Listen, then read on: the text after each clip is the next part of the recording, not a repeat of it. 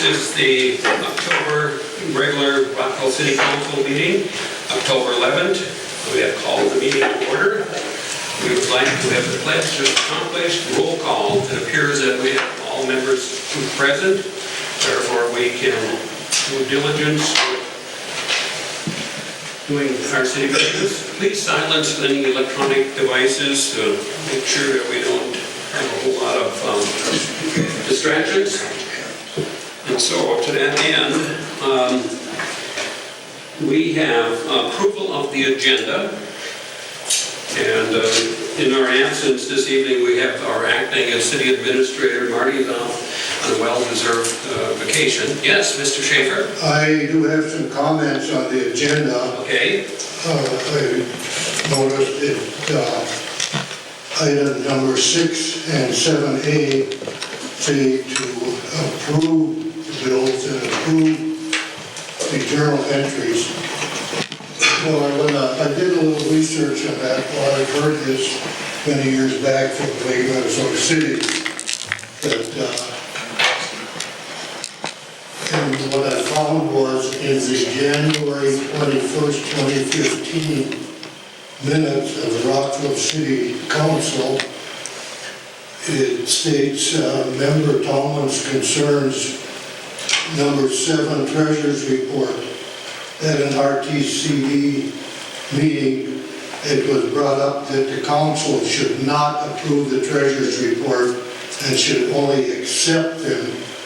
So he will accept the treasurer's report and bills, not approve this. He does not want to personally be responsible to pay them should they be wrong.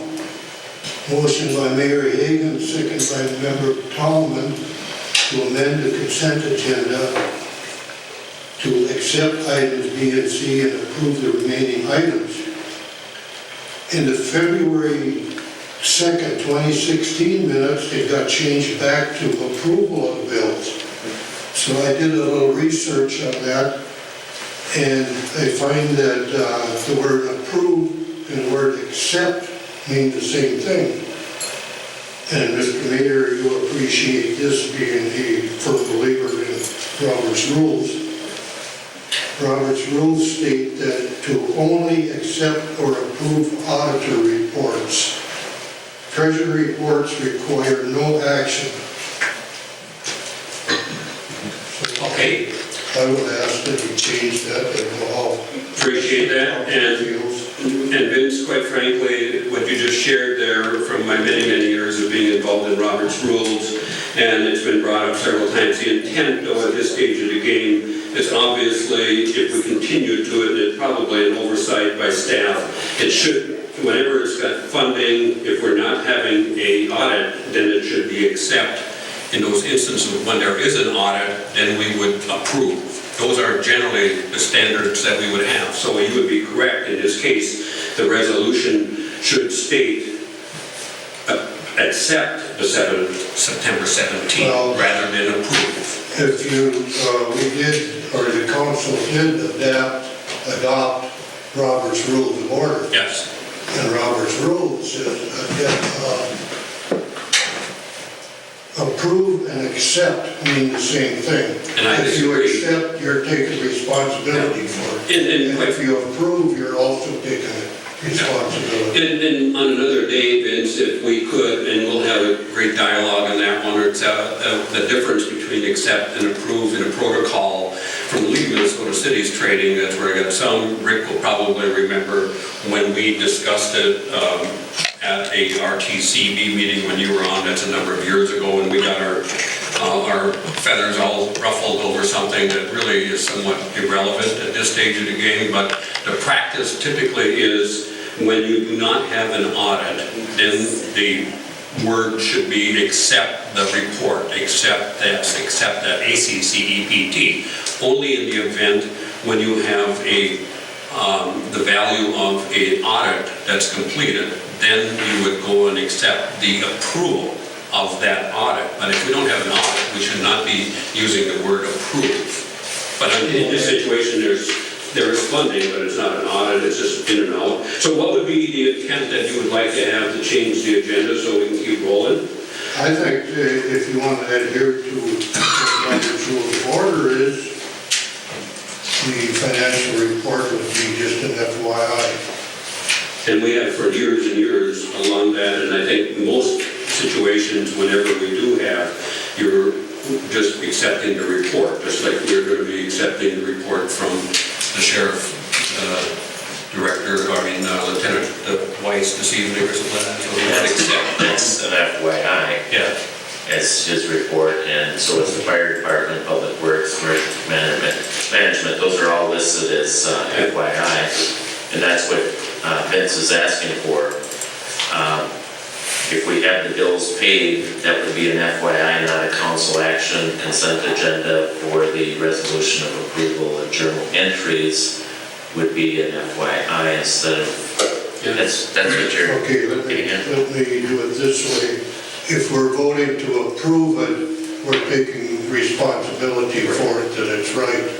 If we're voting to accept it, we're also taking responsibility that it's right. Yeah. Technically, Are we approving to pay the bills, or are we approving that the bills that are paid are correct? Do we have to give them approval to pay the bills? Can you just pay them on his own without council approval? certain ones you can, certain ones you can't. Certain ones he has the discretion as an administrator up to a certain point, and certain that's standard electric bill, telephone bill, all those type of things.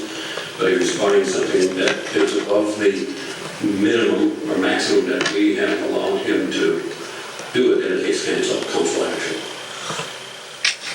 I think we're getting caught up on that, Vince, and if it's changing a word, like 7A, the fourth one where it says approval of the September journal entries, that we accept the September and change that agenda? Is that what I sense I hear you saying? Change it to an FYI. Yeah. Well, That's my take on it, Okay. whatever you guys come up with. let's, Whatever the majority comes up with, that's what we do. And anybody that doesn't agree with it can always abstain from voting or vote against it. well, That's all I have to say about it. so what's the wishes of the council? I haven't heard a motion, whatever. What is the motion to it? We're trying to get the agenda approved. That's what we're working on at this stage of the game. So, If you need a motion, also move. yeah, accept the motion as presented, or accept the agenda with modifications to change something?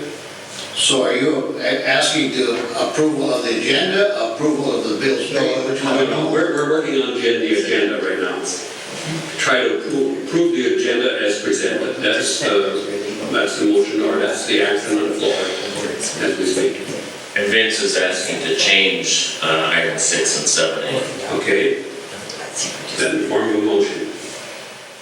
Yeah, Vince did make that First, motion. I would have to I make a motion to approve the agenda with the changes that I had mentioned. Okay. Changing item number 6 and 7A to an FYI instead of council Got action. it. Okay, is there a second to that motion?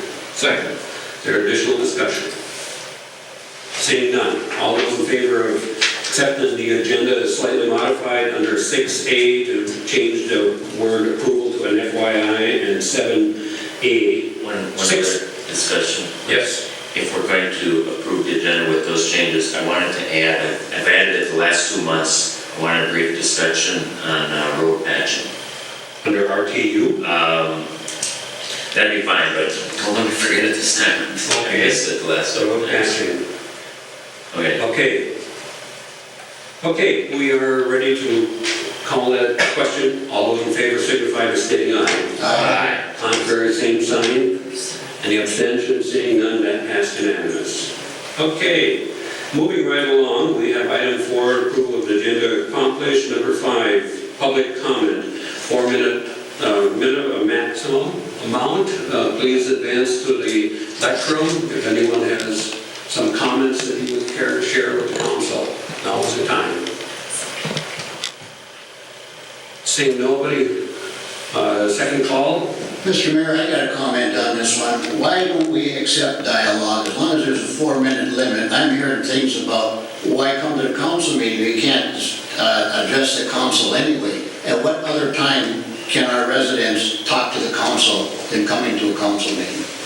It's a 4-minute limit, so what's the difference if we talk back and forth or if you just have somebody talk for 4 minutes? The agenda or some time ago, I'm trying to remember what it was called, a quorum of how we run meetings, and the training that we get is when you have open forum, rather than to have enormous amount of dialogue, and generally that goes to, or in some instances it goes to a screaming match, and nobody wins in those situations. So if we have input and somebody comes to us and it's not something that we're ready to vote on, because we don't know it, or the administrator is not well versed on whatever the question might be, that's the primary reason in my mind that we don't have open dialogue back and forth. But if somebody comes up to the lectern and wants to know when are we going to have the snow, thinking of whether, when is the snow ordinance coming into effect, or why do we have an ordinance or something like that, rather than to tear precious time here to council, we would defer that and say, please call the administrator, let them have it. Because none of us would say, is it October 2nd, is it November? We don't know. But if there's other dialogue that's important, there's always the workshops, there's always call the administrator, and the administrator doesn't says, and the consumer or the resident says, I want to talk to the council, put it on the agenda. That's why, I still think that's a long way around, but it was frustrating for me when I came to council meetings. If I had a question, why can't I just come up there and say such and such and get it answered and leave? Yeah, and that's typical of townships years ago, quite frankly, but in the years when Vince was the mayor, and since that time, I believe this has been the protocol, more so than, but certainly amongst us, we should recognize it. If somebody comes there and we said, yeah, that important information to help us make a decision, we should always allow that to happen. That's democracy. I think at the very least, any one of the council members should be able to ask a question or clarify what they're talking about. If it's from somebody, of course, yeah, that's typically, but it's generally reported through Mr. Mayor. Can I get a report from? And it's not because of wanting FaceTime, that's not it. To keep some kind of control of the meeting. That's, I think, the training that we get, so that we don't have a half hour of all kinds of things that should have happened, that we already have policy in place. I don't know, Jerry, it's a good thing for us to talk about it in workshops. I'd like to see us at least give it a try for 3 or 4 months and see how it works out. I'd sure like to see some people come to the council meeting and address their concerns rather than call me at home and want to know what's going on. Yeah. Okay. It's my feeling on it. Yeah. Okay. So we have used up our... I'm not saying they shouldn't call me at home. If they invite a question, I'm always open for a phone call. Yes. Thanks. Good point, Jerry. I think that's where all 5 of us are. That's 4 minutes. Yeah, we... Okay. Okay, we're getting into the 7th inning already, into the stretch session. So, okay, the 4-minute, I think we have used up. Nobody's coming up to the lectern to share. Thank you, Jerry, for sharing, and Vince for adding. We have bills to be paid, council action, and that looks like that's on page 2 of our, so we need to have an FYI on that. So I was thinking Vince's comment there, if you don't want that approval, how about report of bills paid? That, Whatever. Okay, so we will take a ruling from the floor at this stage of the game instead of FYI. We'll have ruling of bill, or what is it again? Report of bills. Okay. But, Mr. Mayor, but the way it reads, approval of bills paid, we're approving, if you use the word approval, we're approving that they have been paid. Yeah. We know they've been written out, but we don't know if they've been paid. Well, and that's where I would use the word accept the bills to be paid. This is a litany of bills that are due after tonight, then they go into the mail and get sent, and all that, a bunch of signatures on it. I would just ask one thing of you, Mr. Mayor, when you get home tonight and you don't lose any sleep over it.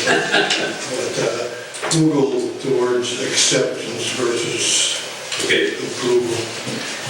I will. I just ask Judy one question. Have these been paid by, it says, like say the first one, emergency services marketing, paid the check number and then the date is 9/7, that's already been paid. Okay, so it's not bills that are being paid after this?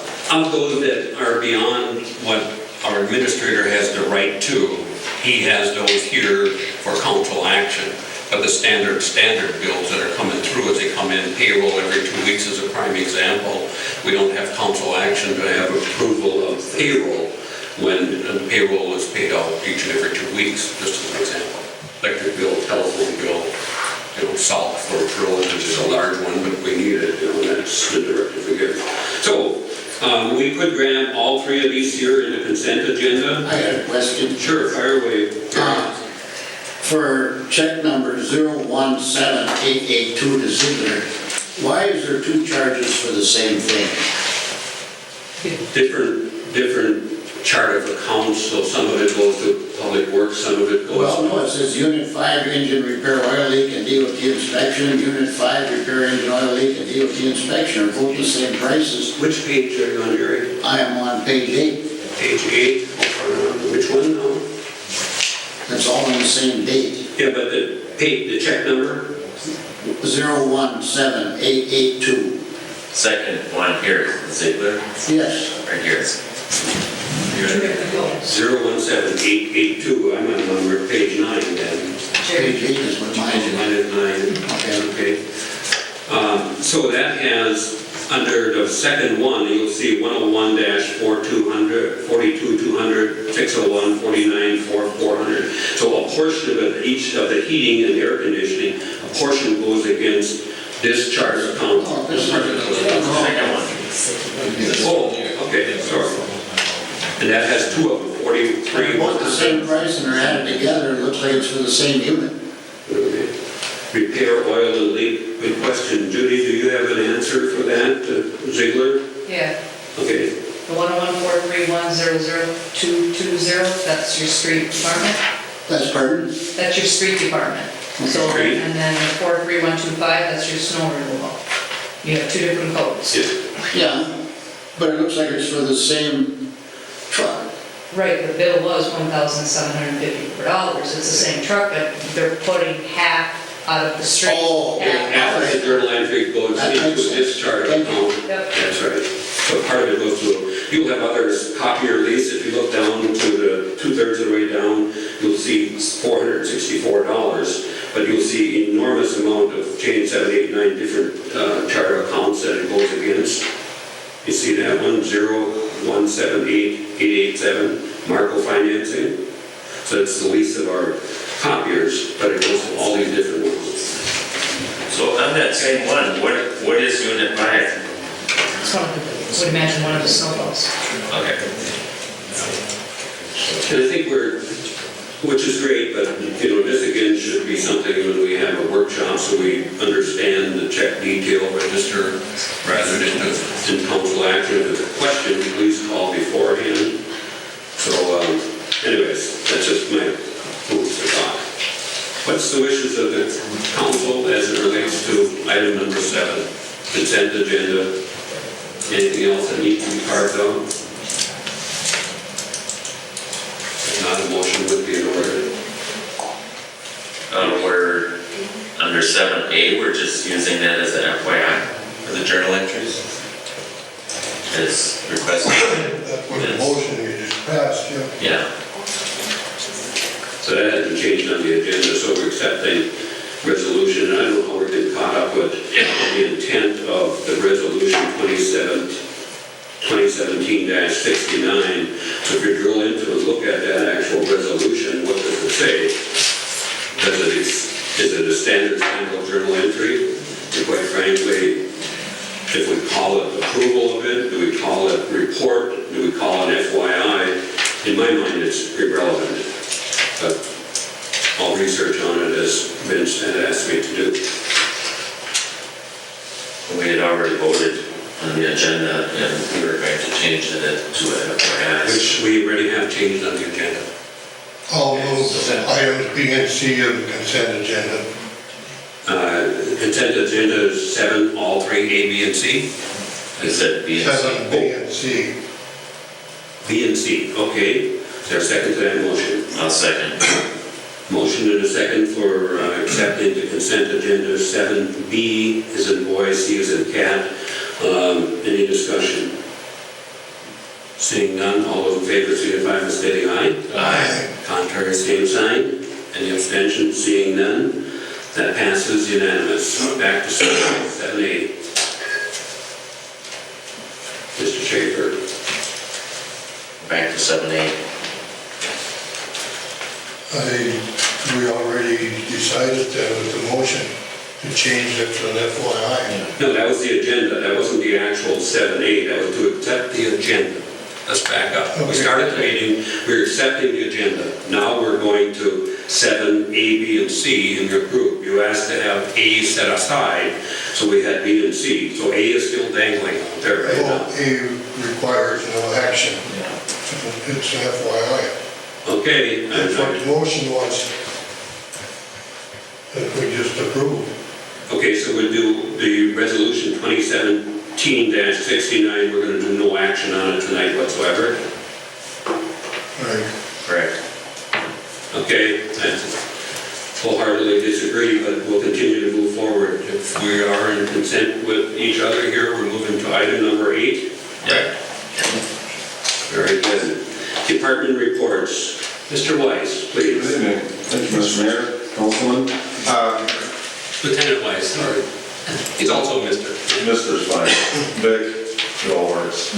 I was prepared to come and tell you that it's been a pretty quiet couple of months, but just before we got here, we got involved in a pursuit that came through your community and now has just ended down close to the metro. We started it, somebody else ended it, but yeah, I had a robbery suspect coming out of Wake Park, basically. But primary things I wanted to mention tonight. First thing, I brought Kellen Hemish along. Kellen Hemish today was promoted to the position of patrol lieutenant. So he's actually going to be taking over most of my job responsibilities. I've been moved over, as I probably mentioned in an earlier meeting, to Lieutenant of Investigations. Lieutenant Dickhouse has been moved over to Administrative Lieutenant. John Lentz has been promoted to Chief Deputy. So we have a little bit of restructuring going on. We're going to be promoting a couple of new sergeants here shortly as well. But I just wanted to bring Kellen along and introduce him to the council. It's Lieutenant Kellen Hemish. He's been with our office about the same time as me, about 20 years. Has some prior experience in South Dakota. But with him, he brings a ton of experience both on patrol division. He's worked special duties like our Violent Offenders Task Force. He's been a commander of that. He's been a sergeant for a long time. Hard-working, personable. You'll enjoy working with him. He's going to be taking over these reports in the near future. So just wanted to introduce him tonight and bring him along and give him an opportunity to meet you. And maybe we can do that when we're done talking. But going over your report, primary thing is this traffic crash reduction area that we've been doing. Really focusing completely on Highway 23,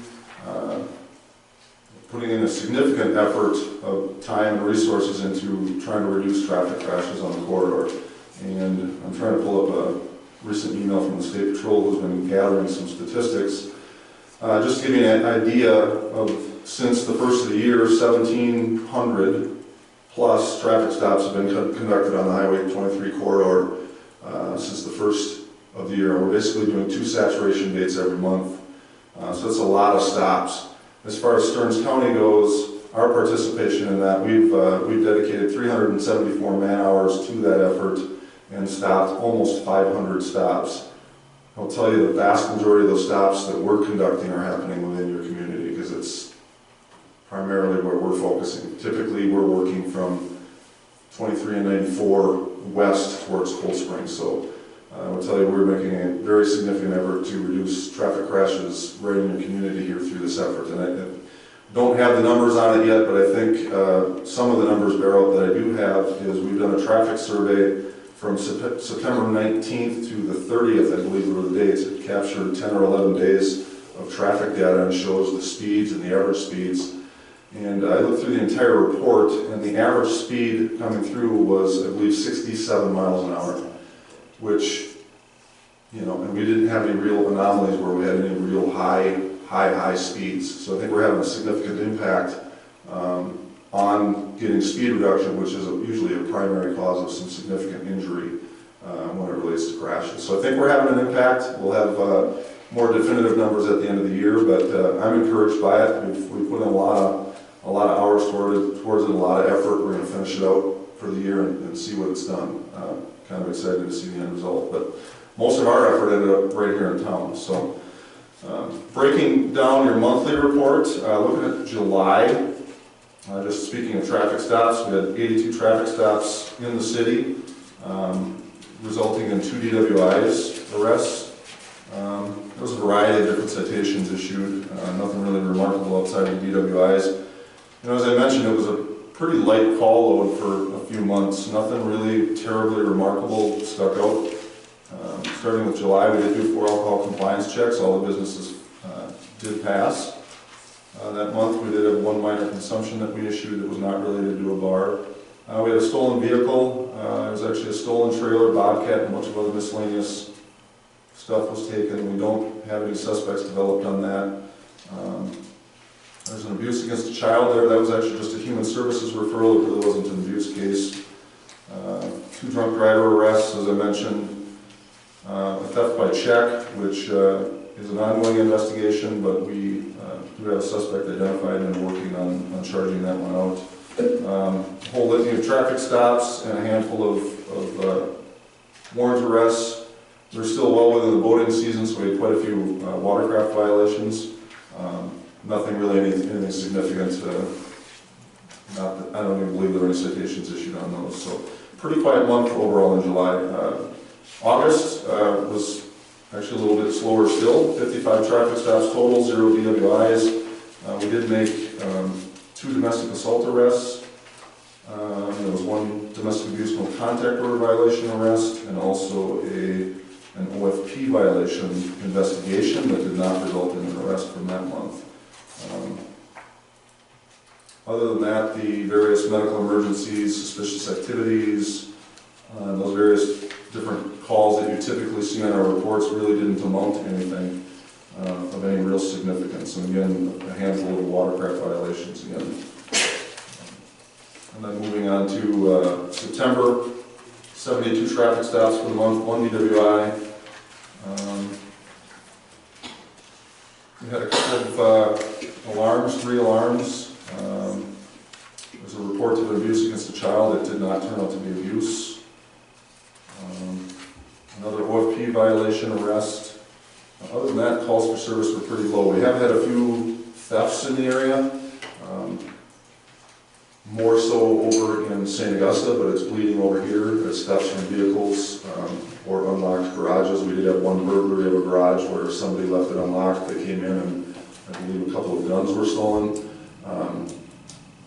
So there's been a little bit of a rash of those things, so people can protect their assets by locking doors and locking garages and being diligent, and that would reduce most of it because they're not forcing entry, they're just gaining entry through an open door. So other than that, pretty standard stuff for that 3-month period. So, do you have any questions? Any comments, questions from any of the council members? I think the only thing is basically it's the same, kind of the same citations that are written every month. I look over your speeding and your common run of the mill on basically is what it is. So I don't see nothing serious going on at all.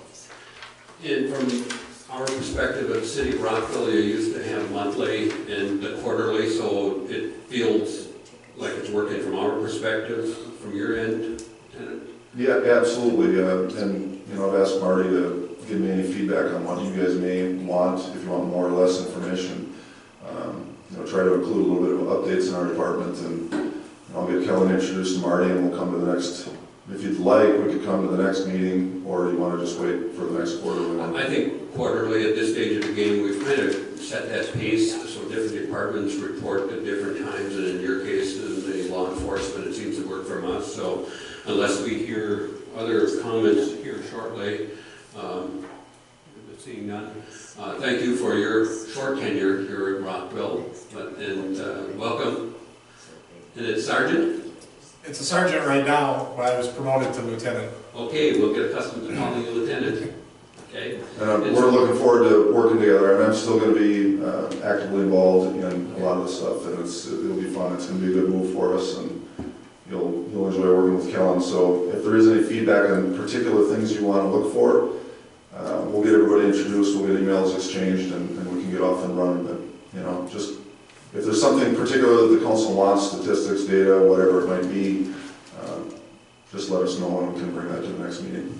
We've had periodically, and it seemed to work this summer, when we have our administrator contact you guys to get additional patrolling when we have, let's say, music in town or things of that nature, and that seems to be working rather well for us. That doesn't mean that we should be out in, you know, in a situation where we're hiding at the end of the town. That's where I hear it a lot, is bring them up closer so that we know they're in town. Is, yeah, we can make that recommendation, but there should also be, you have protocol and stuff like that. So to that end, from my perspective, what I hear around town seems to be that, yes, it's great as in other council members that have been here for some time, a lot of law enforcement for a limited amount of money, in my mind, compared to if we had our own.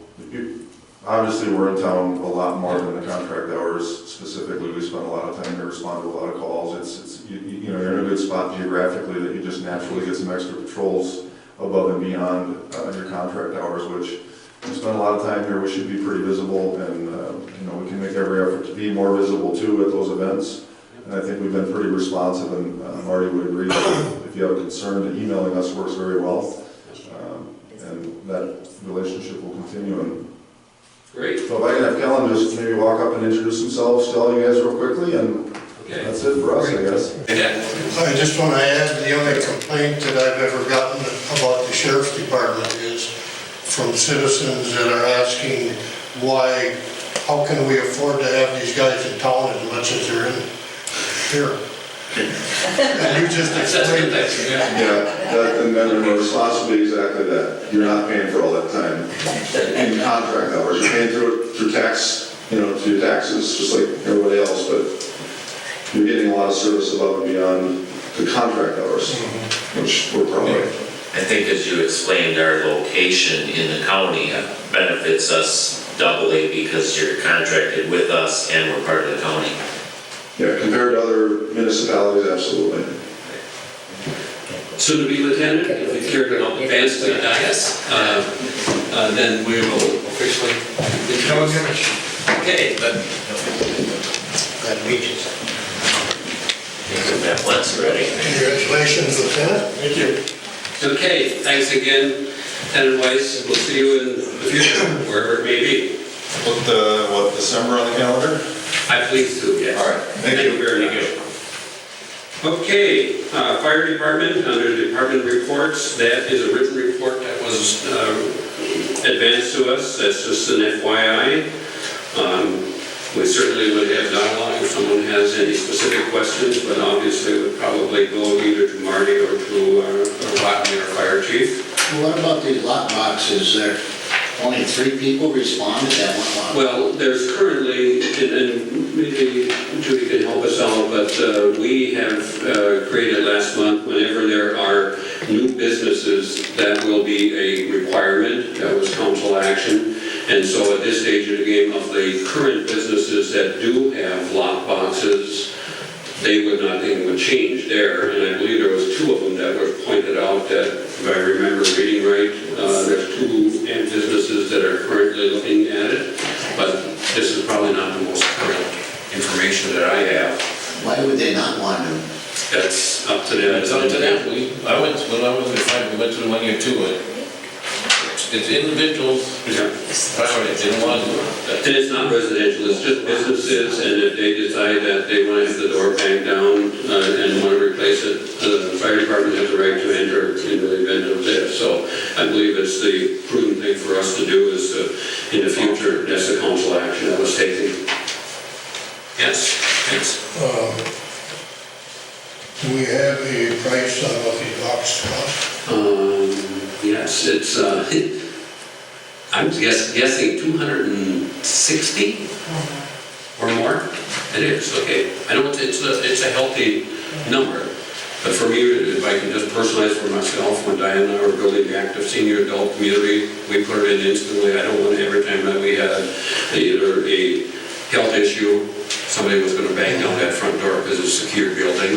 And so for me, $260, I believe that's what it was the cost back in those days. But anyways, just we as a council had council action to change that, so all future businesses, that will be built into the cost of the building permit.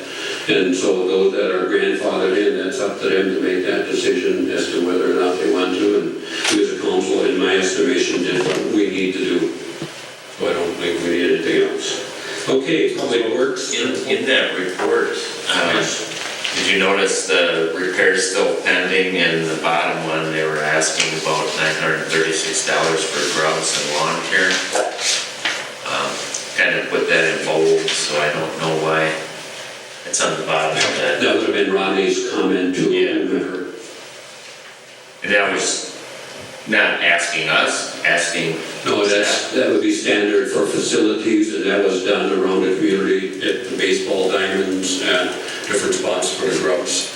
And so I included that. Lions Park got tore up pretty bad from animals out there Yeah. digging for grubs, so. Standard procedure, and so I don't know if there's a connotation that it's going to go against the fire department or if it's going to go against the building. But That must be what they got charged. Why he's asking that? Because I know it was a lot more than that. What's that? The total cost. total fertilizing and grub care Yeah, it's for every. for all the areas. And I'd imagine that amount is what Allocated against. just for fire department, yeah. Okay. Public Works, item 8C, that's a written report, it's just an FYI. Any comments, any concerns that you had in that report? Does not take council action. Because there's a number of those,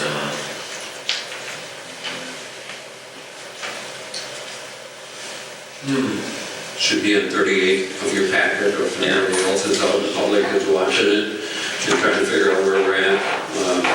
If you happen to have the packet with you, it tells us that we are on page 38 dissecting that information.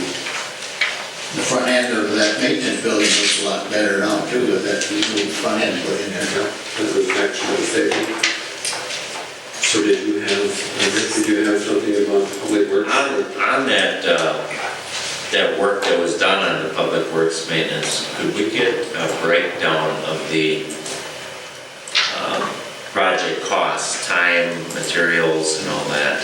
It was in our, if you pick and choose from the journal entries, you can find it from there, but certainly we can get staff to write to report just. Yeah, that would be materials, that wasn't any time involved there. Correct. So you want a summary of the cost of Yeah. labor and material for the specific one. We can certainly advance that. Judy, could you take that note, please, and advance that to Mr. Bodie? And if it's appropriate, then to circulate that to the council members. Doesn't take next council action, just to circulate that information. Okay, item number 8D. A written report for emergency management, and that would have been Mike Hoffman. Any comments on that? If not, it's just an FYI, does not take council action. He just says on their placement on the west side of Rockville. So they don't, it appears that they don't have a place selected yet for that new siren. Well, probably they don't, so I just wait when Mike gets here next time, we can ask him for it. Yeah. Put it. Yeah. That's what I got out of it. Maybe it would have to be on city property, maybe towards, how much is city property out towards Grand Lake? Maybe a lift station out there. But that's a department decision, and they give us input, but that's under emergency management staff that would take care of that location. Yeah, we can find out from Mike. Yeah. My hearing doesn't tell me very well where it comes from, even if I have a hearing now. Okay, moving along, item number 9, administration. Well, before I do, I apologize again, I did this last month and I forgot that again, under 7B earlier, there was the acceptance of the September 2017 donation, which we accepted through the consent agenda. And that donation was for 2 flags for the Rockville Veterans Monument, and it was donated by, let's see, help me out, it was one of the great groups at Rockville. Rockville Area Sportsman's Club. Sportsman's Club, okay, bit of Sportsman's Club. I'll give you an attaboy. Thank you very much for those 2 flags that were presented to the city of Rockville to be used at the Veterans Monument.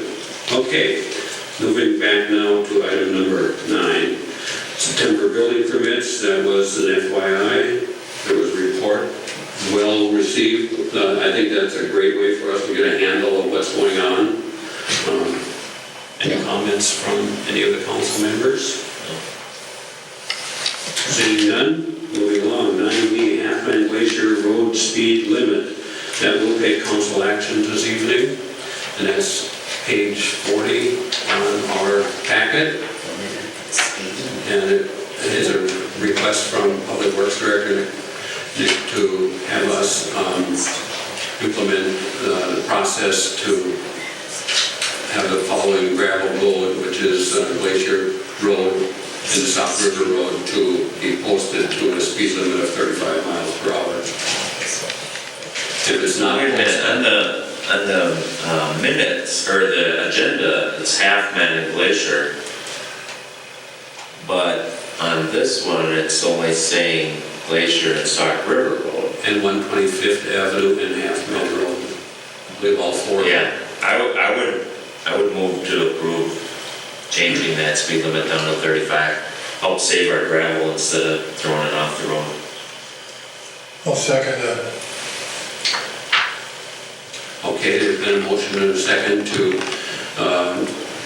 Also, on the last council meeting, we agreed to have Half-Man Road chemically treated. Is that still going to be done? It's getting a little late, you know. yeah, and That may already be done. and we have a, No, it's not been done. I drove it tonight. we have a motion and a second on the floor, and in the discussion mode, it's very relevant to Jerry. And Rick had shared with Marty, and Marty had asked what my thought process was. He feels that because of as late as it is in the moisture content of the product that was put down, it probably would not do a whole lot of at this time of the year yet. But we as a council gave them the right to go ahead and. I would kind of agree with that, except if we get a dry winter with no snow, I think it would be a good test for it. But Okay. So at least do part of it. if you care to want to share that with Marty's back. Well, do you guys agree or disagree with this? Well, we took council action and we have him to go ahead and. Yeah, we did it last month. Yeah, to fund it. Proceed. Okay. So there's a motion and a second to go along with the recommendation of the Public Works to have the following 4 roads posted to a speed limit of 35. I believe all 4 of those are the ones that have recently been modified or maintenance done on. I think only Glacier and Halfman had additional gravel. Yes. Yeah. Okay. So the 125th and the South River Road, nothing was done on it, but yet we're asking to move it down to 35 miles per hour, Yeah. where the standard if it's not posted is 55. Yeah. Correct. Okay. So there's a motion to second. Any other discussion? Seeing none, all those in favor signify by stating aye. Aye. Contrary, same sign. Any abstention? Seeing none, passed unanimous. Thank you, gentlemen. Okay. We are now under 9C, Payment Service Network, Point of Sale. It's a council action, page 41, and I'll attempt to go through it as Marty prepared me, but if not, I'm going to ask our Assistant City Administrator Judy to help us out because it's in her. But what it is, as I understand it, the entity, and Mr. Bodie had researched, this company, Payment Services Network, is willing to, and first of all, it's backing up, there's a lot of desire for citizens to be able to put some of their payments on a credit card, not a automatic withdrawal, but on an actual credit card. We don't have that capability at this point. the Payment Services Network came in at the best price, and they have, near the bottom where you'll see the X, they have waived their annual charge for hookup, and they also, and their annual fee, and they waived that. And I asked him, Marty, is that just this year, or is that forever and ever? And the other question that I had, and that is, what does each transaction costing the city, the actual transaction, once it's implemented, assuming the council agrees with implementing it, $0 for the city. So if anybody uses that payment plan through the credit card, they would have that transaction, and most of those transactions are going to be roughly $1. That's what I heard. That's what Marty had shared with me. Judy, anything you'd like to please add? It'd be your checking and savings would be $1, but if you use a credit card or debit card, it's 2.75%. And then if the bill is under $100, it's plus 50 cents. That would be on your next. Yeah, and that's in the highlight on page 44. Is that to the customer or the To city? the customer, yes. And then of those that have had the inquiry of our city administrator, when the water and sewer bill comes through and it's 2 months, and so if they have a 2-week payment payroll, and then they would have a portion of it that would go off and another one or some of that, so it would help that process. That was the primary reason, and it takes council action, obviously, to implement this. Any negatives to this, Judy, that you know of? We get a lot of calls that say, hey, when they call, they want to charge it because of course they can't get the payment down to us. Or even when people come in for building permits, they would rather just charge versus writing a big check off. So it's a win-win to the city, you think? Right now, we won't be having that, what do they call it,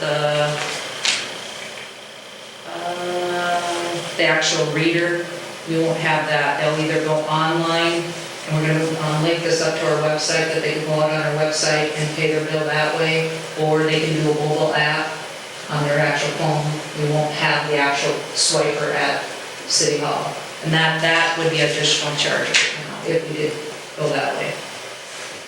Or the traditional coming to City Hall, instead of writing a check, they would have their credit card, and then you would, don't you? They can either, we could link them to going to our website, or if they do come to City Hall, we would just go out on that site and enter that information for them. This wouldn't change anything for the automatic draft that people have set up now. Well, the automatic draft right now, we don't charge. So if they want to use their checking or savings, they can fill this out and there's no charge to them. But if they choose to go online and use their checking and savings, they will be charged $1 to do it through that system.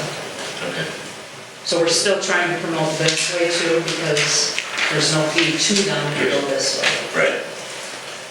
And it's a decision that the council will be making tonight, either yes or no.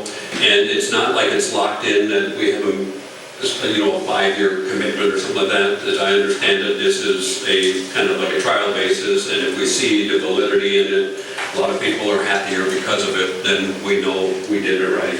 And So that's it's our no liability to the city and no cost to the city. And an added Let service the for resident everybody. make the decision, right? I think it's time for a motion. So I'll make a motion to approve the payment service network point of sale. Okay, is there a second? Vince had a question. Second. Vince had a Oh, question. yeah, and then a second, and then we'll, I'll second. seconded. Okay, Vince? I was just gonna mention, yes, I believe that a lot of people have inquired about it, but I think when they find out that it's gonna cost them, you won't have as many inquirers anymore.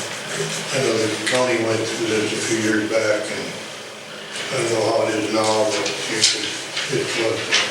At the annual League of Minnesota Cities, it was amazing how many, when we did our workshops, and I sat in on that, how many of those communities have done it, and that's just the mobile nature of people to be able to do it electronically and have that out of their way, and for some reason or other, that $1 transaction didn't feed back, and it was not a negative at that stage, but we'll wait and see, Other discussion?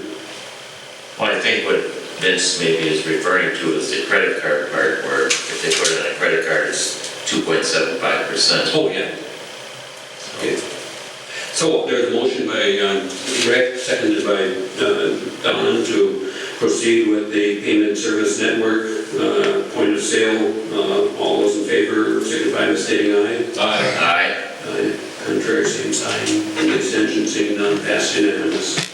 Number 10, appropriations, allocation, transfers. Council action, and that is on page 57 of our packet. What's the wishes of the council?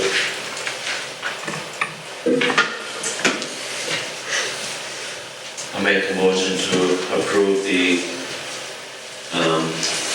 appropriations allocation as transfers, which there's only one listed, RTCB contribution from park dedication, and the amount of $12,000. Correct.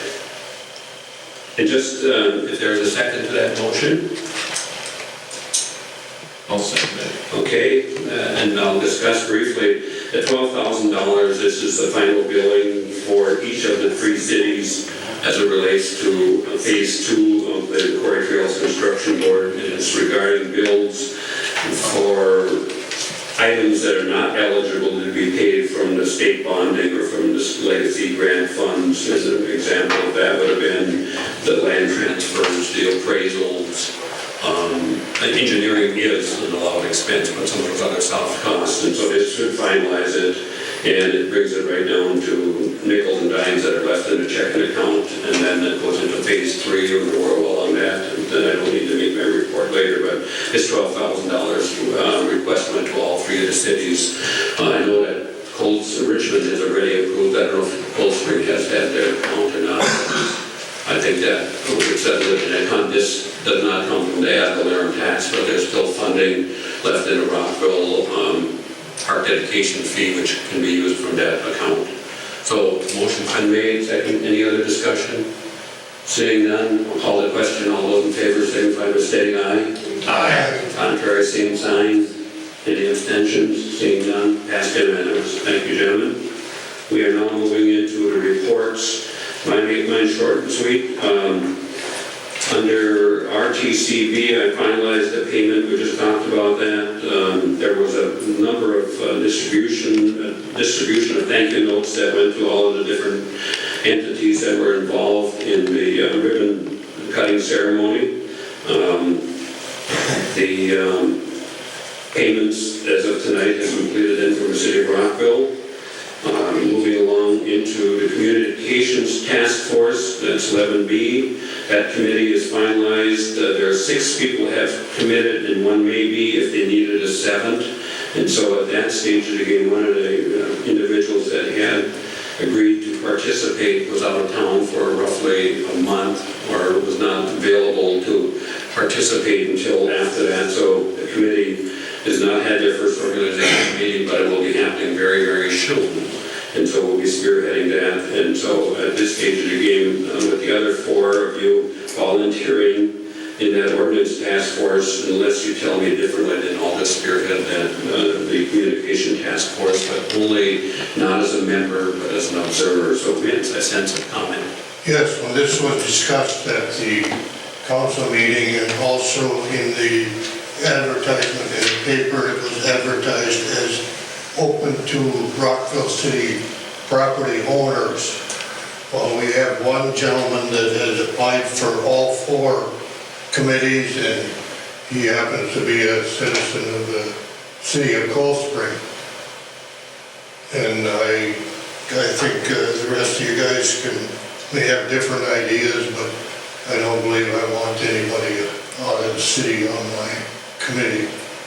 Well, I mean, if he's a business owner and has a business in Rockville, I think I would welcome that if he owns a business in Rockville. Pardon? Not that I know Oh, of. the individual you're talking to, but I had talked to Marty that on the commercial end of it, Yeah. I think if they have a business in Rockville, they should be, that's what we're looking for, is some ideas. Oh, it did say property owners, yeah. Yeah. And the Or other business thing, owners. I see that. I think we're overlooking an important item here. I think we need to reach out to the planning commission members. We've got some real experience. Been on city councils, and the other ones been on a planning commission, and I think we should reach out to them to participate in this. Even if they're gonna get paid their $25 meetings, I think it'd be an asset to have them participate in this. I don't know if they've been asked or told about it or not, but I have a lot of respect for those guys' opinions, and I think we should have them. And we have circulated, which was what the council stated that we would do, in papers, but certainly each one of you four that are spearheading the different segments, for you to reach out, I think that's incumbent upon us to make sure that we have lots of participation. That's the notes that I put down here, reviewing of the current ordinances, the city ordinances. I mean, that's huge. That's what we use. And then, just 1 second, Vince, if I could, several citizens have stepped forward to assist with that process. Could use more citizens to volunteer to assist for a broader base of the interested citizens that would care to participate. Today, October 11th, was the target date for soft close on the applications that want to come in. But certainly, if there's others that are listening tonight or hear word of mouth, if there is someone that wants to come forward, I strongly urge, now's the time. But the other thing that Vince and I had talked about briefly, and I forgot about Vince, that time is not necessarily in this case of essence, other than the only thing that would be predicated if we're changing something, we have that moratorium that we established, and the moratorium usually have a 6 months sunset clause where we could include. So just because the end of the year is coming doesn't mean that we should, wrap everything up in a hurry. That's not the intent. We just have, you get it right, you're right. And I sense the nodding of the head of these members that are here. Let's make sure we do it and do it right. And then we have public input into that, recommendations that are going to be codified by our staff from each one of the 4 groups. And then at that stage of the game, then the council makes that tough decision after that. I think it would be proper to have the administrator phone the planning commission members and invite them to take part in this, because I don't want them to feel like they're being left out. Yeah. They're doing a good job, and we need to acknowledge that. Okay. What's the risk? The council give the directive to Judy to have Marty or Judy contact the remaining? The other thing, I was wondering, Judy can take care of that. if we could ask staff, like on the commercial end of it, if I could get a printout of what's gonna involve the commercial end of it, because I'd like to personally take that to each individual and give them time to look it over, so if that would be a thing I could have done.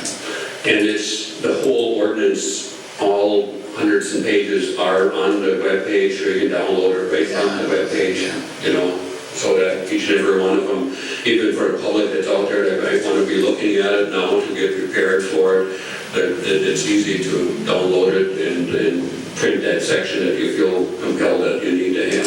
Because I don't know if it takes appropriate time for our staff to determine, is this under which department, is this lake shore, is it business, is it agricultural? There's certain ordinances that have ramifications in all those different ones, in my estimation. So we're gonna have to separate them somehow. Yes, we do, but we're gonna have a whole thing under one umbrella, where does it fit? But rather than to have all 4 entities doing all 4 segments of society that we're trying to achieve, that was kind of the thought process that we had. Each take a quarter of it, and then bring those ideas together, and then advance that to the public for public input. Vince, I didn't forget, yes. Okay, and I'm just wondering if I could go out and recruit people for my Please committee. do. Because the way it's set up now, if I eliminate the Cold Spring resident and counting myself on this committee, I have a grand total of 1. That's correct, that did.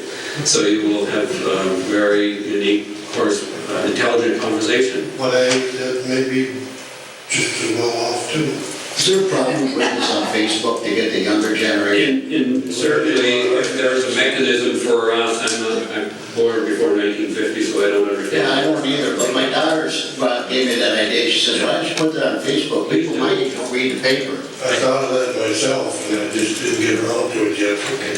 But anyways, for those who are listening in tonight, now is the time, and we'll probably have like a 2-month window, or at the most 3-month window for us to be able, because we're 2 months into it right now from the moratorium, we'd have to have council action. So 2 months 3 months max should give us Wasn't that adequate just time. last month we did that? Wasn't that No, just? that was 2 months ago that we did that. Last month, we created, talked about the coalition, okay? But I think, you know, you put it on Facebook, but if you look, and that's how, maybe you haven't, but I keep up on this, you know, you get people that join the fire department, volunteers, that, the young people now, a lot of them have time, but they're so involved.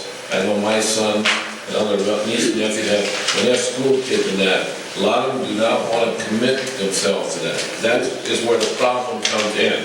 You should put it out on a billboard out in town here, and you might get one or two.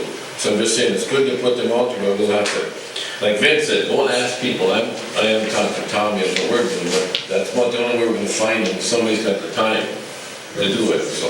Would it be wise for us to have it put into an official Coldspring record or official at this stage of the game? I thought it wasn't a Coldspring record. It is, It was in once. it's been in for. Oh, twice, okay, very cool. Put it in again. Okay, Yeah.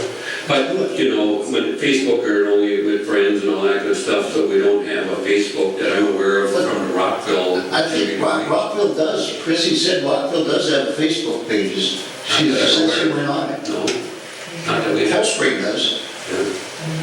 Yeah. And that communication task force, we were reviewing that or researching that, so stay tuned. Great comments here we have, gang. Any other questions from either or all of you as it relates to the charge of that ordinance review task force? Again, if the public is listening in, we're asking for participation. So now is a great time to show you're being on the glee club for the city of Rockville. Yes, Vince? I believe Donnie mentioned putting it on the billboard. I don't think you'll gain much there on the billboard. Yeah. That's still a Lions function, as I understand, right? Oh, Yes, Judy? Do you want to publish 1 week, 2 weeks? Oh, additional, I wasn't aware that was this often already or something. Yeah, let's throw one more week out there. Why don't Jeff Carlson put it up down 23 on his, what did you put on there? Okay, could we I'll talk have to him. them put it somewhere where it's a little more visible? Yeah, Highway 23 up there, Jeff's on. Oh, I mean, in the coastal record. Oh, yeah. is it front page news? I think Mike makes that decision, right? Okay, let's move along here, gang. Again, if there's a groundswell of Facebook people that are out there that want to communicate, now is a golden opportunity for that millennium section of the world. Oh, I shouldn't say that. My wife is very much into Facebook, and she's well beyond. Oh, I'm digging a deep hole. Sorry, let's back on that one. Okay, Highway 23 Coalition. Vince, you want to share briefly? Go ahead. Okay, last month we agreed to hook up to the Highway 23 Coalition. As we progress forward, we had our first kickoff breakfast, which was the organizational meeting. 50, 60 people, Vince, is that a 70 probably? 60 maybe, Yeah, yes. somewhere in there, some power people, more so from the western portion of it. I've got a packet that I started off, and in that packet, there's a budget that they have prepared. There is the membership levels. We as a city, as a government entity, are at the the advocate group, $1,500. That was our commitment that we made to the, there's 2 segments of Highway 23 that do not yet have 4-lane from the St. Cloud area to the Wilmer area and beyond, Raymond, Clever, all there. But this phase of it, and the low-hanging fruit of the 2 spots are just from Richmond until up against Painesville, that section. That's the least amount of EAWR environmental assessment worksheet information, if I recall right, from the Department of Transportation that shared and spoke with us at that meeting. And then they also had the board of directors that was created. And of the board of directors, there was quite a number of people that went forward. The 2 of them, in my mind at least, that have name recognition around the area. Jeff Bertram, who was a past city council of Painesville, very active individual on the western portion of the county. And the other individual, Jeff Mergen, currently our county commissioner from this area. Those 2 are of the of the 9 that were selected to serve on that board of directors for the year 2017-18. And then quite a smorgasbord of people from the western portion around areas such as Wilmer, and then coming back this way, Spicer, New London. And the golden opportunity for us to continue to participate, there's a Highway 23 coalition announces the Minnesota Department of Transportation Commissioner Charles Zelli will be at the Johnny O'Neill's gathering for a noon luncheon on Friday, October 13. Vince and I have chatted. We feel compelled. We were both at that previous meeting. We both feel it's wise to have participation from Rockville as long as we pay that amount. The dues for that meal is $15, but because we are at that level, those are forgiven, so the meal is free. Just a matter of going. Vince has shared that he would like to travel to that point. Yes, I haven't cleared it yet with my social secretary. Okay, well, she's in the building this evening, so Sheila's already be aware of it at this stage of the game. Your social or your social director. And I do have a commitment on that Friday, but I could stall it, so I'm yielding to any of the other council members that would care to travel with Vince or drive, and Vince would travel along to head out there. Now is a good time. And if none of the three of you want to react in short seconds, then I will participate, and then I will get to the process. That day already. What's that? Committed on Friday. Oh, so you got several days punching up on you, Donnie? Yeah. Jerry, would you care to I participate? gotta be at grandparents' day at my granddaughter's school, so And mine I was- can't get up, I can't even drive for Boyd's that day, so Okay. I gotta go to school. And I'm going to attempt to be in La Crosse, Wisconsin to get reacquainted to 3 of my grandchildren that Saturday. So unless Rick comes up at this stage of the game, Vince, you and I will then travel. Okay, and I'll pick you up. Dark, any other additional? I'd just like to add to that, there was some discussion at the last meeting of whether or not we should join that or whether it did us any good. I do recall being quite involved in the Bike Fest for the city of Rockville, and I do remember having the support of New London, Spicer, Richmond, Cold Spring, and all these cities along, and that's why I had brought that up about joining that. Okay, thank you for those comments. Moving along to the RTU, and Rick, if you care to give that report, and we had made sure that we remembered road patch, so that gives you a cue.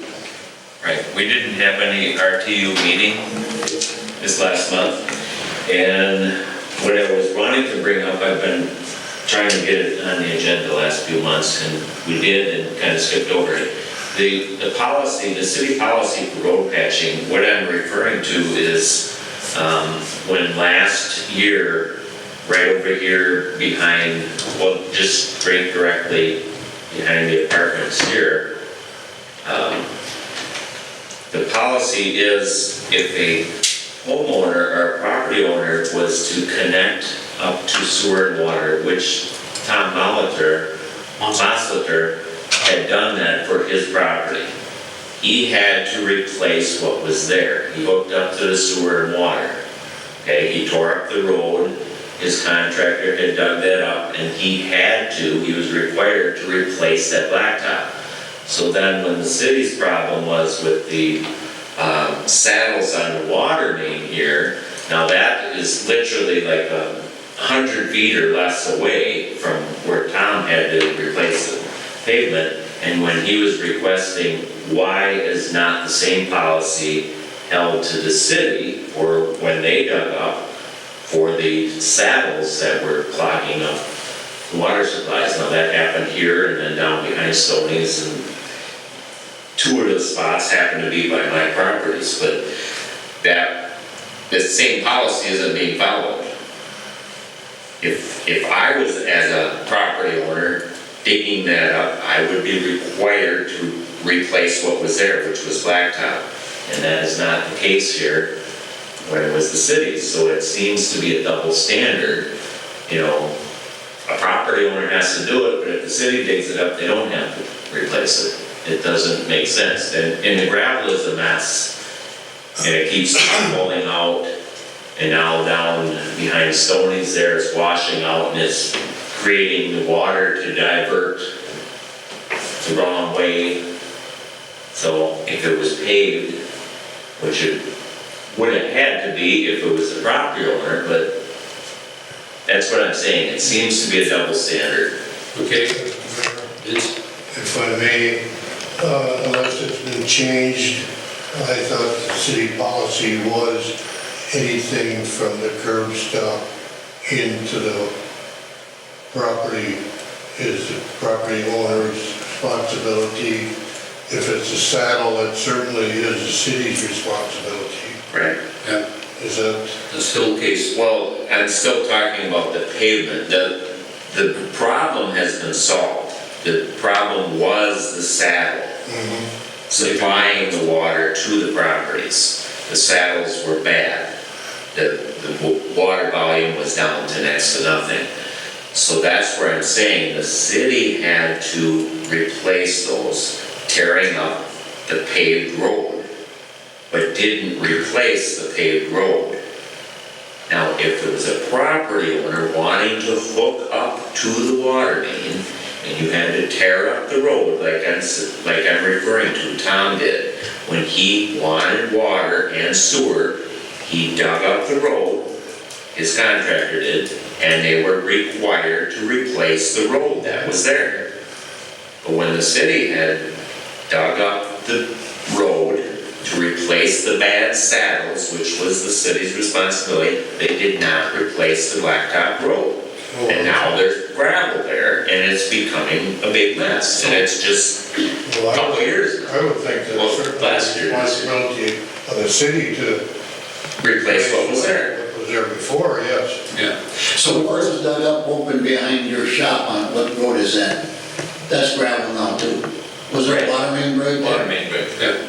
Well, it wasn't the main, it was a supply line going to an old former building, but still, it was a water. So the city tore that up too? Yes. And that's, So why don't they get it all fixed? that one is definitely on it, but we're gonna get into the workshop to talk about that a little bit, or the future workshop, but that's really not our council.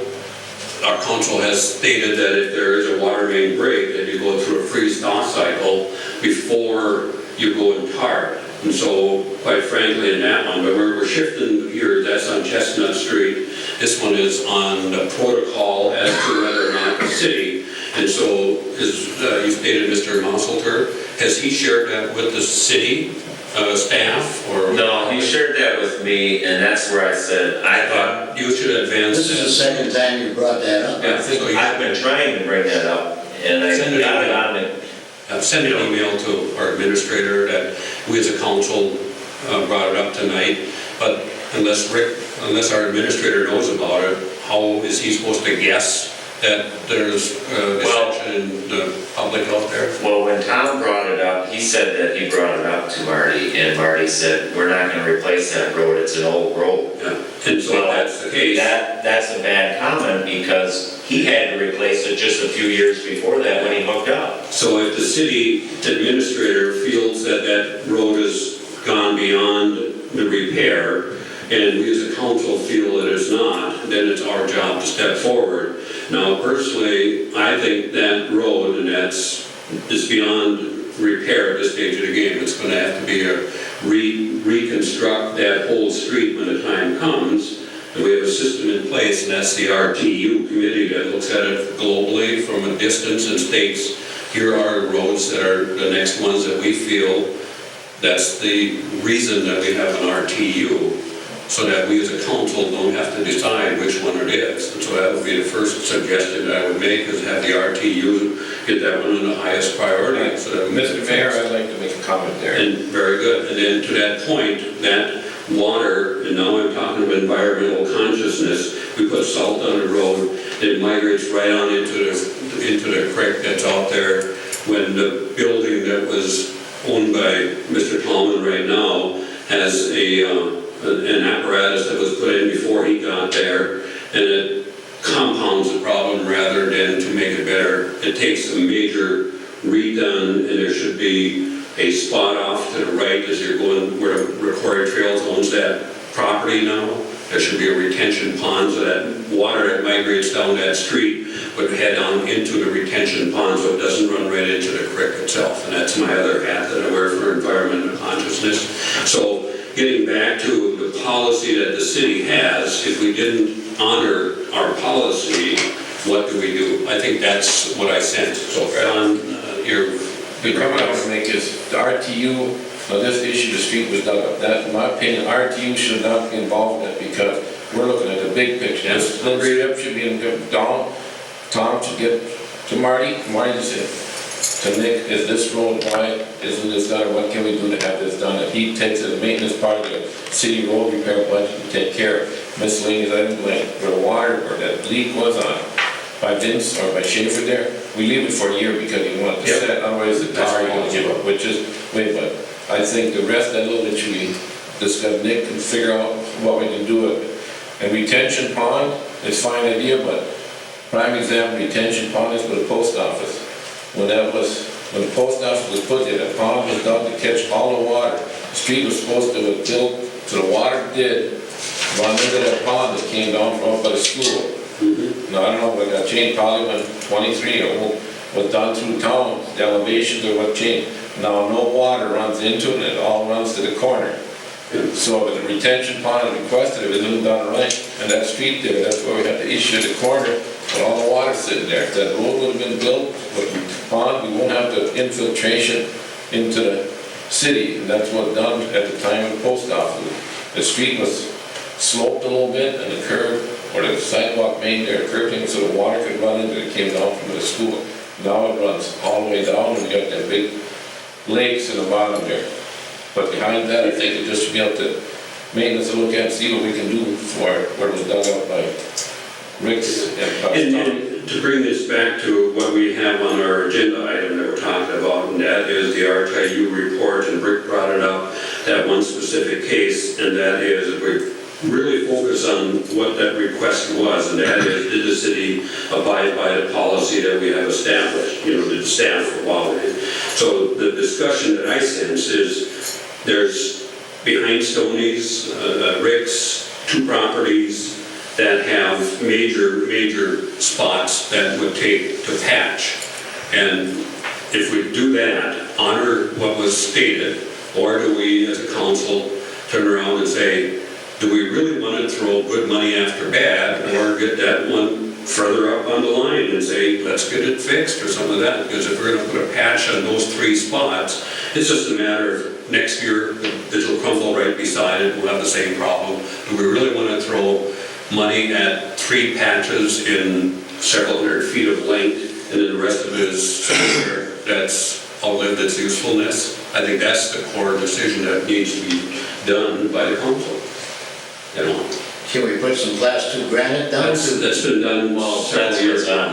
Yeah, that's what's been done for several years. And my personal reaction is, if it's a aggrieved resident at this stage of the game, that aggrieved resident should go to our administrator and they talk, and if it doesn't happen, then they get that onto the agenda. So the individual that needs to vent or to have justice done, then we put it on the agenda. At this stage of the game, it's not on the agenda, so why would we be discussing it at length? That's, again, part of the governance of the city. So to that end, Rick, and I'll catch you in a second, Vince, is there action that you're asking of us at this stage of the game as it relates to those 3 specific items? No, it's just for discussion, are we following city policy? Yep.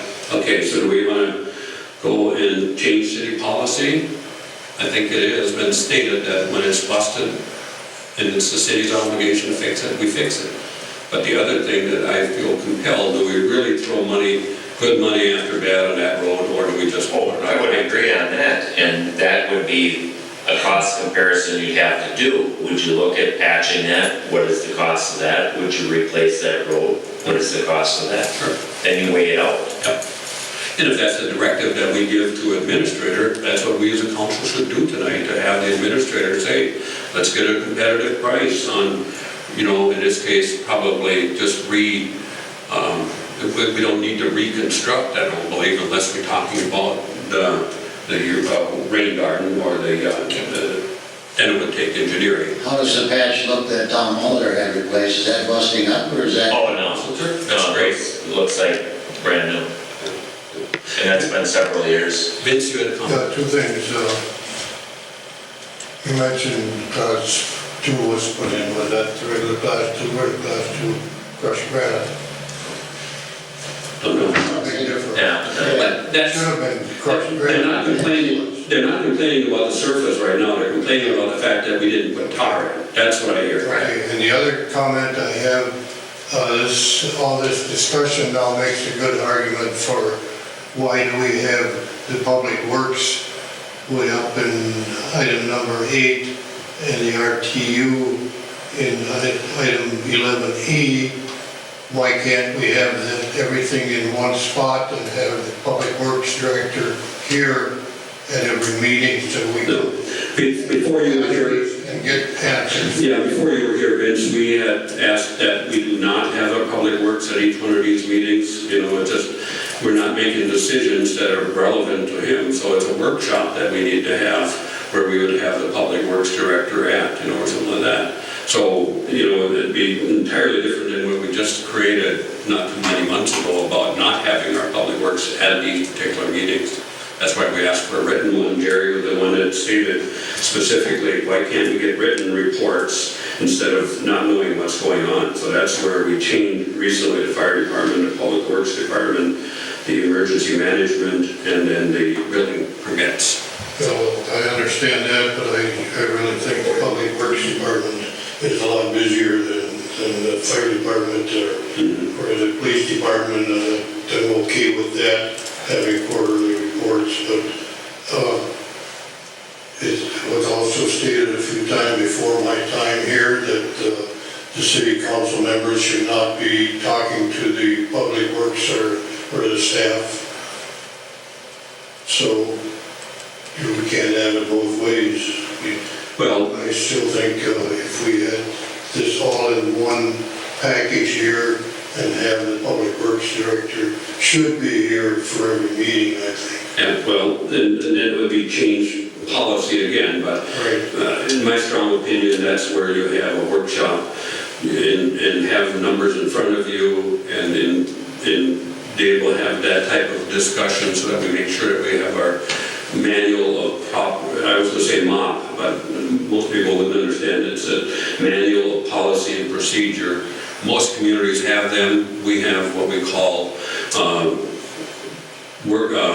employee guidelines or employee workshop books. There's a little book that's a guidebook. So we need to get that a lot more sophisticated so that if one department head leaves, the second department head would come in to replace that department head that's going to be replaced. And I'm not suggesting that that's the case here, but in the event, if Judy was no longer a financial director and somebody else was there, does she have that written down? These are procedures, these are the manuals. That's what we need to do, quite frankly. That's the MOP. That'll be a phrase that'll be used a lot in the future here. M-O-P-P, be prepared. And I've discussed this with you already, Mr. Mayor. From what I've seen in a few workshops that I've attended, I think they've been completely useless because you're not going to discuss 5-6 items in a half-hour time. Very good. I agree. I agree wholeheartedly. I think we should have that on a separate day from the council meeting and have it in the evening and have 2 hours, hour and a half, whatever time it takes. And if I could ask you to save that thought for a second, we're still in the middle of Rick's RTU committee report, unless you're done. Okay, I thought we were done with it. Okay, but if we give Rick that opportunity, but I'll wrap back to you then, Mr. Schaefer, okay? So, No, I had only brought up, are we following the policy? If the homeowner, if the property owner was to dig it up, must replace it, shouldn't the city also follow the same procedure? as long as we have our 5 council members here, is there anything in your mind that you think we should be doing differently?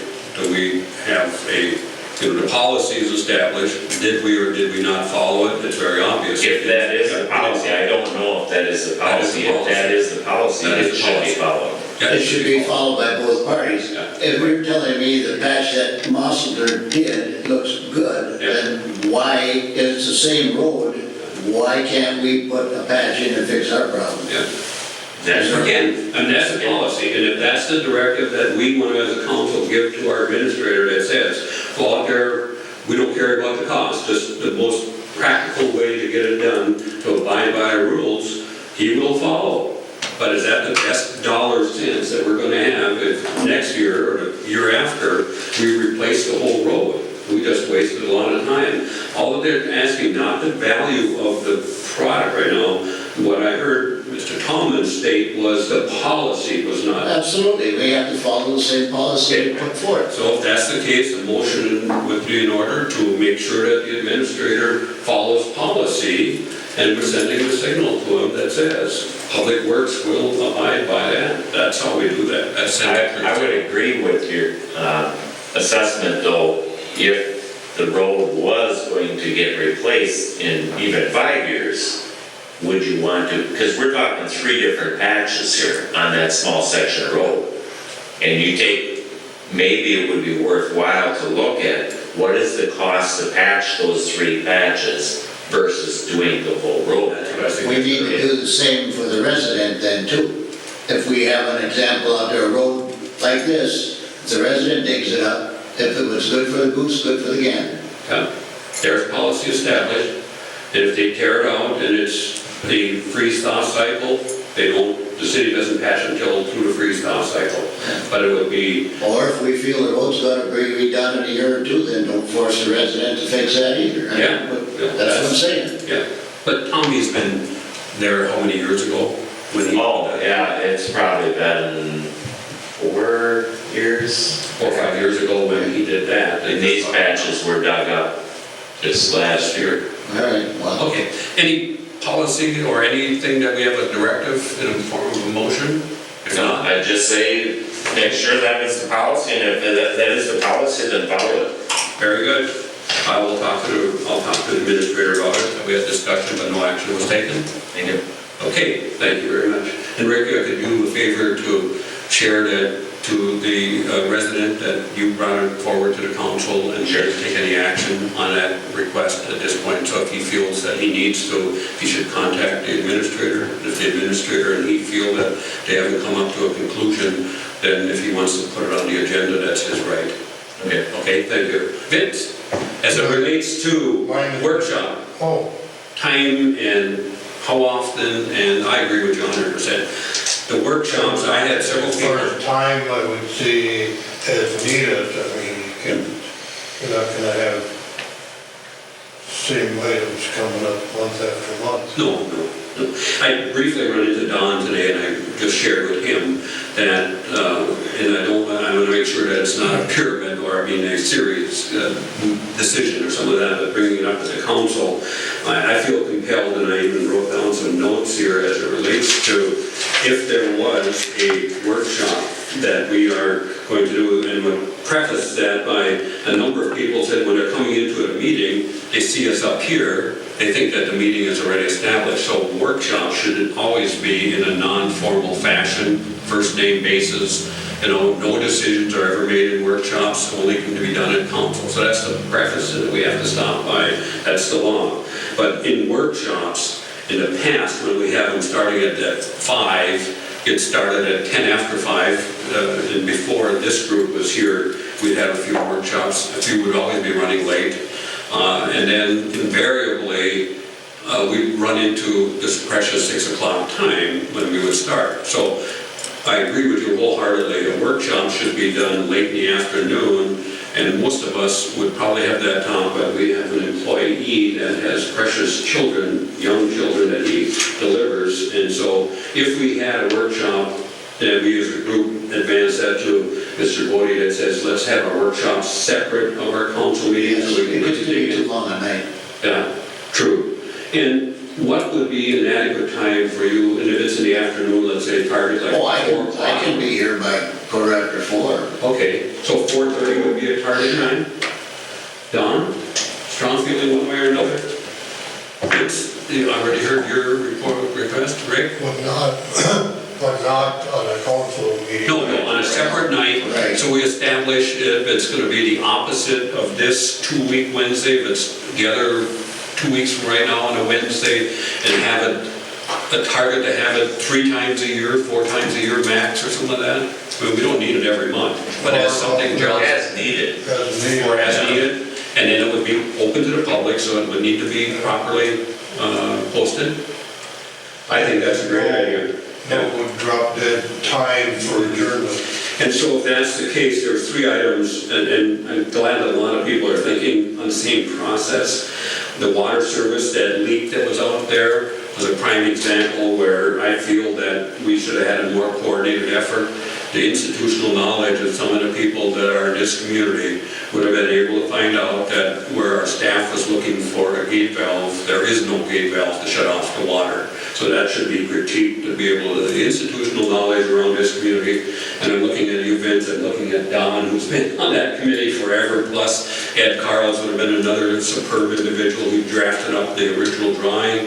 I've been around here for a spell. I think I remember when it expanded and why that service got inside the tar instead of in the grass. You know, but that should be talked about in a workshop, in a neutral environment. And then the culvert up on the Chapel Hill Street, I think there's some, there was, that's finalized now, by the way, so that staff should, there was a commitment that the Public Works Director was going to do the balance of the work up there to prepare it for winter. So there should be some seeding that was going to be done on the embankment, and then a blanket for best management practices. And I shared it with one of our staff people, but Marty's not being here, so I will be advancing an email to him in the morning to let him know. And then it'll land on Judy's desk, and then when he's back, then whatever. So Judy, just stall until they do it. And then the other 3rd item that I feel compelled that we as a workshop need to do, and that is the reinstitution of the Economic Development Authority. That's going on. We have an opportunity to be able to work for a grant writing, but we haven't filled it. We have our 2 spots from the city council, and I talked to Mr. Vern Salzo. He's one of the originals, or not the originals, but he's on there. He feels that he still is a member of the EDA at this point, and the other one is Ed Carls. So Ed is there, and so we need to fill up, and I think it would probably filling the spot for a business person. And then Ed would go from, I believe he was business originally, and then he would be the member at large that was selected. The makeup of the EDA is 2 members from the council, 2 of business people from the community, and then 1 citizen at large selected by the mayor, but ratified by the council. So that's kind of what I feel that would be a workshop, and the EDA might happen hopefully before that. So I did make a call to Heidi, because we do have one that's hot in the burner. It's the time sensitive of November 4th to have the advancement to the Department of Employment and Economic Development deed. It's for a grant for funding for a well-needed desire here in the community. So anyways, we do have that shell. There's 4 of them that are established already. It's just we can do business as EDA, or it could be done by council, but we'll wait for that directive from Mr. Bodie when he gets back. Okay. Could I ask Brad, actually, Brad, other cities, when they have workshops, do they video those? Never. Okay. So, we do have recordings though, that typically would happen, so there would be staff that were there at that workshop to be able to do it, and some of that, and no action can be taken, but that information that we gather, that can certainly expedite these type of meetings if we have a lot of that cleaner. So, this is great discussion tonight. Anything else? If not, Yes, Robert? under other, I probably should have brought it before, but just a suggestion. On one of the, in our budget, there's lawnmowers and stuff. Can we direct the maintenance director to get bids on cutting before the snow flies, and just see what it would cost if we bid it out, the parks and stuff like that, instead of going and buying all this equipment? So we'd have something to base our thoughts on. Sure. And quite frankly, that's another one of those great things that we feel in a workshop to talk about it, and then at the next council meeting, turn around and say, okay, Mr. Mr. Administrator, we, the council, feel compelled that we want to get a quote from outsourcing it, subcontracting it, and then looking back at this year's total timesheets plus whatever, and report, then we can make an informed decision. Because right now, if it's costing us a whole lot less to do it with staff, including buying new, or we outsource it, we gotta run the city like we run a business. Right? But there'd be nothing wrong with directing staff to just get a few bids. I mean, they do that now without going to a workshop. Yeah. And we'd have that in hand. Yeah, we can do that, and certainly, and again, Judy is the acting administrator today, probably wouldn't, but I'll put that down as one of the notes that when Marty gets back, that I sit down with him and say, these are the few things, and we feel compelled that the workshop is going to, it's like a slight change from what we've had in the past, and that's, I think I've seen all of you guys nodding your head that it just doesn't work in that same hourly. 1 hour. And set up a time, but certainly like after, like 4:30 until question mark, we're all gonna get hungry after that, so the meeting will be quickly. Yes, I'd Vince? like to expand on Jerry's thought there about the lawn mowing. I think that should be also with the road patching and a lot of other things that could be outsourced, probably cheaper than what we're doing. And what needs to be taken into consideration too, the more the staff does, the more they're going to be overwhelmed with work, and next thing you're going to see is you want to hire more help. Well, This all has to be considered in there when you do attempt to outsource something. And assuming that we get this workshop segregated from our regular council meetings, that's where it behooves us to keep track of what it is that we want to bring forward, so that we know how often that we've had that workshops and how much time that we're going to have. So each topic, and you say, I'm compelled to bring this information forward, and this is what we need to talk about, and I need to have 20 minutes. Well, I think like getting these bids, the numbers are gonna be telling the story. It's gonna be a no-brainer. We get bids, because if, like Vince said, we go buy all this equipment, now we're back in the corner, we gotta have somebody to run it. Yep, So I agree. before we do that, I'd like to see the cost. So is your request to ask for all mowing that is currently being done by staff? Well, the big items, what do we have? The parks. The parks, yeah. Whatever staff is mowing, let's get some bids on it. Okay. What's to prevent us from setting a date for the workshop tonight? Well, sooner rather than later, give me what's a good time? I think we have to make sure that we blend it in with the community calendar so that we're not competing against other entities that are in our community, and then cognizant of staff time if they have a commitment. But it just seems like if we have a council meeting that's the second Tuesday, second Wednesday, maybe the fourth Wednesday of the month, just a suggestion. The last week of mine is usually, the last week of the month is the easiest one for my week, so that we would find out if Marty has the last Wednesday or the fourth Wednesday of the month available. How does that blend in with our thoughts and process? Well, Church services? are you thinking of But not every month. some agenda items and then having Marty come up with a date and maybe poll the council members as to when they're available? Yeah, but we could do that tonight. That says if that is a Wednesday, and Judy, do you know offhand in our master calendar, is there other commitments that we would have? Don't forget about this ordinance thing, we're gonna be spending some time on that too. Yeah, and again, I think that I sense still from us that this workshop, the subtle, not subtle change, a major change, to do it separate on a different night at a respectable time, and then have that, every 3 months or something like that, targeting it for it, but on as needed basis. So if we're at this point and we say future agenda items, and you'll say, I think we should bring this to the workshop, then it's time for us to create another workshop. But if we target it for 3 times a year, 4 times a year, or something like that. But the date, I think, is crucial. There's 5, and there'd be 6 6 individuals that are involved, and to find a date, that would be the target date, whenever we have a workshop. Not that we have it on Tuesday 1 month and 3 years later, or 3 months later, we have it on a Thursday. If we target for the same time, that we try to keep that Wednesday. There, I think we should just have set up the initial one and go from there and see how that works. And Should we target for 2 weeks from right now? Or a month and 2 weeks from right now, then it gets close. Do we have anything that's pressing right now that we have to have one?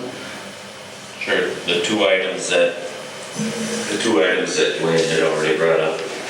The water leak over here and the culvert up on Chapel. Yeah, and that water service leak that was across on the north side of the Macquarie Trails, that one was a service that used to go over to the barber shop. That's no longer there. So that was the service. It wasn't a main that was a leak, it was a service that was feeding across. But the digging that was done by what we call, the old timers called the Benoit House, but the Blue House right now, our Maddox home, that was a service, but it looked like a gate valve for, opening up the main instead of a service. But it's truly a service. And why did that service get inside of the tar perimeter? Because when Chestnut was expanded, when Highway 23 was upgraded, or when it reverted back to County Road 82, at that point by Schaefer Auto, that's a free ad for everybody. Okay, at that intersection, that road, the new surface of the tar got moved easterly, and that's how that service got put inside the water lane. The water service to that Blue House is now inside the tar, but it used to be out in the grass. right. And the institutional knowledge that 3-4 of us would have known if we would have had participation by the people that have in the know, we wouldn't have a patch there right now. But they also complained about, or had a concern about water, amount of water coming into that Blue home.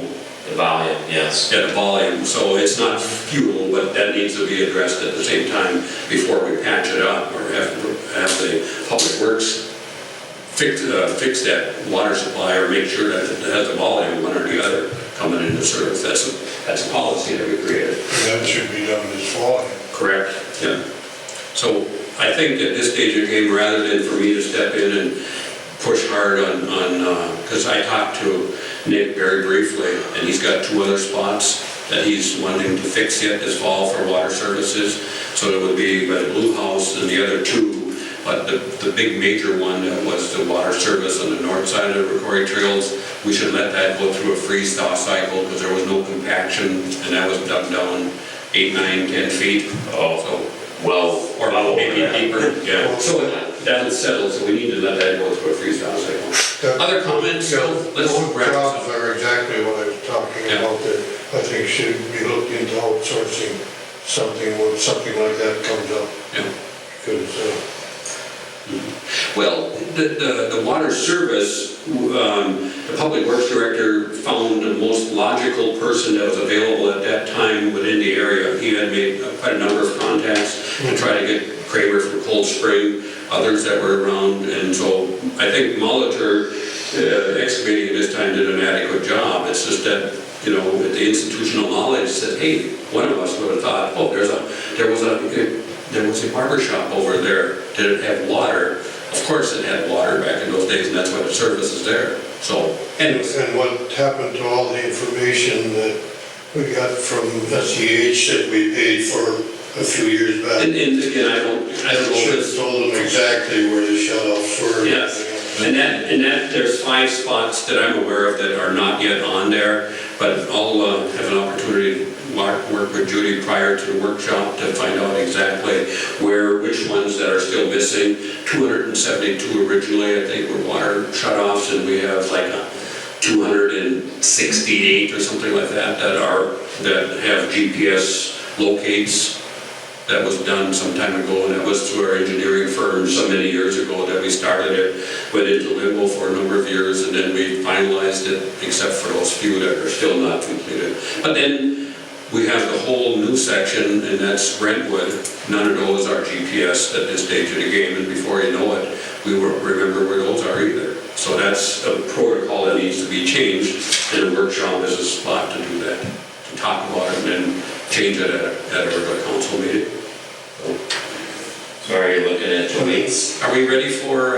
Just one other thing that I would like to have you contact the administrator about, give me a decent mic. Oh, yeah, we've been working on that. And the gentleman that is looking, we're all looking at right now, I think he's in charge of that group or something like that.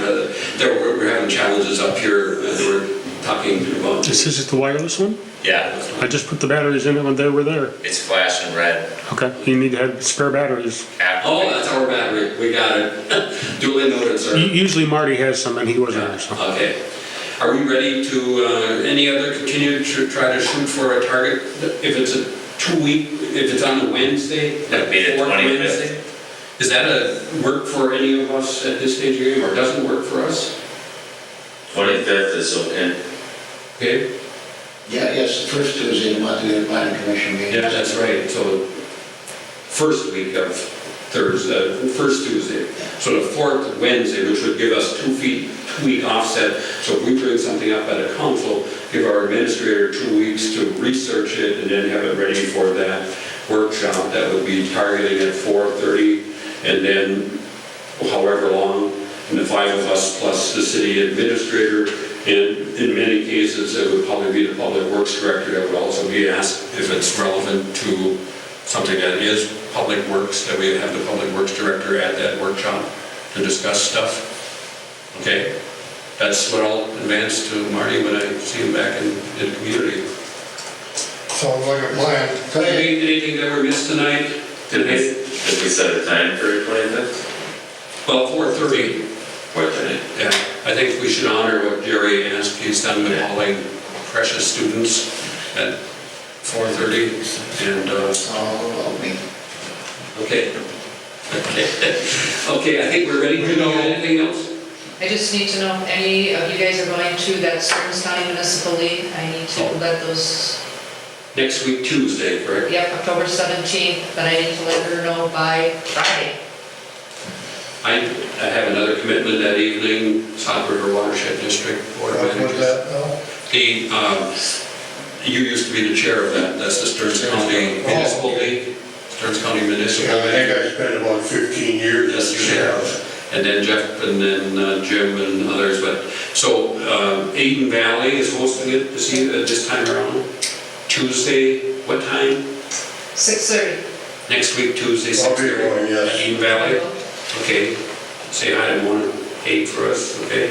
You need to know Friday. Don? I need to know by Friday, Let yeah. me check, I'll see what I Okay. got. Okay. So Don makes a lot of it for the city of Rockville, so Don and Vince are took care if you go and check Don. Day after property tax. Aha, okay, very good. I sense that we're ready for adjournment. I'll make a motion adjourn. Second. Motion's been made by Don, seconded by Jerry. It is not debatable. All those in favor signify by stating aye. Aye. Contrary, same sign.